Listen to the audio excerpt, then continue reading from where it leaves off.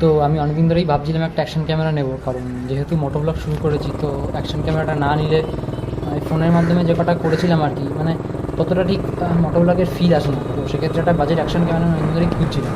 তো কিছু কিছু আমার লিস্টেও ছিল কয়েকটা ক্যামেরা, তো তার মধ্যে যেখানে একটা চুজ করতে হতো। তো সেখানে আমি নিয়েছি হচ্ছে SJ4000। তো এই ক্যামেরাটায় মোটোব্লগ কতটা সুন্দর আসবে, বা যদি কেউ ব্লগ করারও চিন্তা করে থাকো তো বিগিনার লেভেলের বা অবশ্যই বাজেটের মধ্যে অ্যাকশন ক্যামেরাটা কতটা উপকারী হবে তোমাদের ক্ষেত্রে, যদি ক্যামেরাটা কেনার কথা কেউ চিন্তা করে থাকো। তো ভিডিওটায় আমি ব্লগের ফুটেজ, মানে ব্লগের ক্ষেত্রে কেমনভাবে করবে বা কেমন ফুটেজ আসবে, আর মোটো ব্লগের ক্ষেত্রে কেমন ফুটেজ আসবে, তো সেটা দেখাবো। তো ভিডিওটা স্কিপ না করে শেষ পর্যন্ত।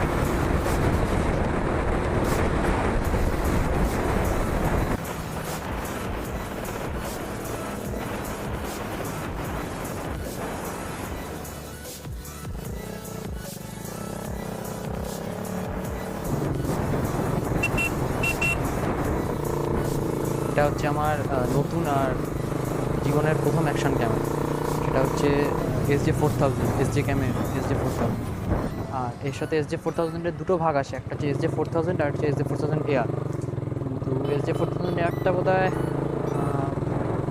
500 কি 600 টাকা মতো দামটা কম ছিল, কিন্তু কোয়ালিটিটা আমার ঠিক ভালো লাগলো না। Airটা এটা তুলনামূলক আমার ভালো লেগেছে। মাত্র শুধু এটাই অপশান রেখেছিলাম তা না, আরও দুটো ক্যামেরার অপশান আমার ছিল। সেটা হচ্ছে একটা sjcam H9 আর একটা হচ্ছে noise play blog addition.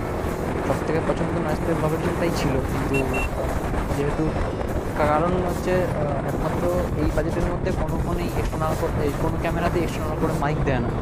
Noise play blog এডিশনটায় এই দামের মধ্যে, মানে এদের তিনটের বাজেট মোটামুটি 1-2 হাজার টাকার হেডফেট ছিল, কিন্তু হলেও মোটামুটি সেমই ছিল। কোয়ালিটিটা তোমরা দেখতে পাচ্ছ। আর এটায় 3টে মুড আছে।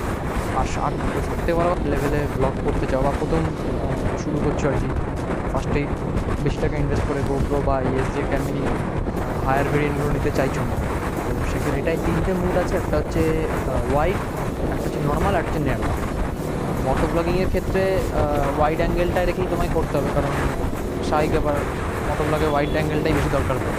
ব্লগিংয়ের ক্ষেত্রেও নর্মালটা তোমরা রাখতে পারো, ন্যারোটা রাখবে না, ন্যারোটা রাখলে কি ফোনের ক্যামেরার মতোই হয়ে যায়।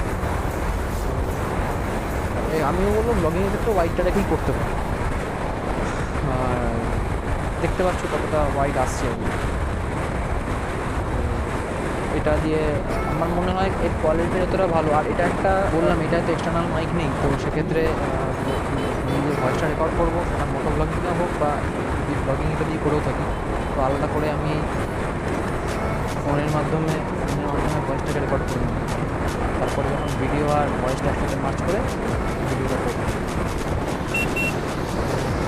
ঠিক আছে, তোমরা দেখে নিলে যদি ব্লগ করতে চাও তো কেমন স্যাম্পল ফুটেজ আসবে আর কি, সেটা দেখে নিলে একটা আইডিয়া আশা করি তোমাদের হবে। কিন্তু আপাতত যেটা সাউন্ডটা তোমরা শুনতে পাচ্ছ, সেটা যে ইন্টারনাল মাইকটা আছে সেটা দিয়েই শুনতে পাচ্ছ। তাহলে বুঝতে পারবে যে কতটা ইন্টারনাল মাইকটা সক্ষম যে ক্যাপচার, এর অডিওটা ঠিকভাবে ক্যাপচার করতে। এবং আমার মনে হয় না এই অডিওটা খুব একটা স্পষ্টভাবে রেকর্ড করতে পারবে, তাও একটা আইডিয়া যাতে পাও সেজন্য এটা দিয়ে রেকর্ডটা আমি করছি অডিওটা।